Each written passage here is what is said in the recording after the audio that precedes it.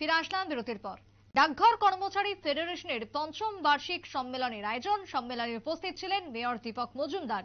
সম্মেলনকে কেন্দ্র করে কর্মচারীদের মধ্যে ছিল উৎসাহ উদ্দীপনা। পঞ্চম বার্ষিক সম্মেলনের আয়োজন এবং আজ রবিবার ভারতীয় মজদুর সংঘ অনুমোদিত ডাকঘর কর্মচারী ফেডারেশনের এই সম্মেলন অনুষ্ঠিত হয় আগরতলা প্রেস ক্লাবে। আজকের সম্মেলনকে কেন্দ্র করে কি বক্তব্য উঠে আসছে মেয়রের, শুনুন।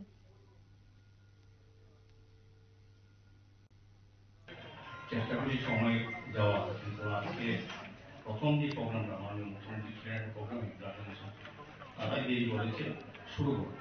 এই কারণে বক্তৃতা আমরা প্রায় 1.5 ঘন্টায় সবাই করছি লেটে সব প্রোগ্রাম। যাই হোক, তারপর আপনাদের সামনে উপস্থিত করে নিজেকে ধন্য মনে করছি, কারণ আপনারা এমন একটা জায়গায় এই ডিপার্টমেন্টে কাজ করেন, এটা সুবিধা আমি নিজেও একজন এই শহরে নাগরিক হিসেবে পেয়েছি এবং এখন পাচ্ছি।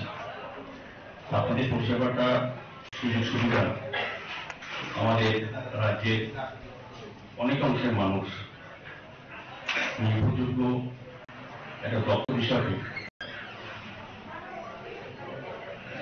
নিজের সমস্ত বিষয় সম্পত্তি বা কাজ আপনাদের দপ্তরের মাধ্যমে করে আসছেন বহুদিন ধরে।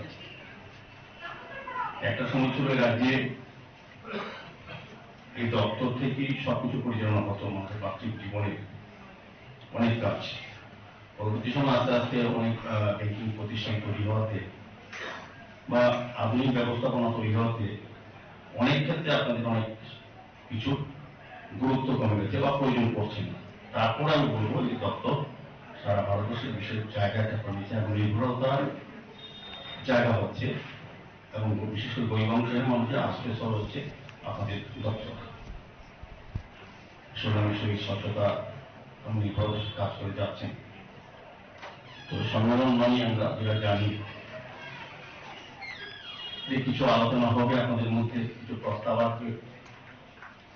আগামী দিন আপনার এই সংগঠনকে কিভাবে শক্তিশালী করা, সংগঠনের কাজের পরিধি বাড়ানো, সে ব্যাপারে যেমন আলোচনা হবে, কিছু সিদ্ধান্ত হবে আগামী দিনে কি করা। এবং গত বছর পঞ্চম সম্মেলন, আগের সম্মেলনে যে যে সিদ্ধান্তগুলি এই ধরনের আজকে যেমন সিদ্ধান্ত নেবেন 1 বছর পর যখন হবে তখন দেখা যাবে আজকে সিদ্ধান্তগুলি কতটা বাস্তবিত হয়েছে।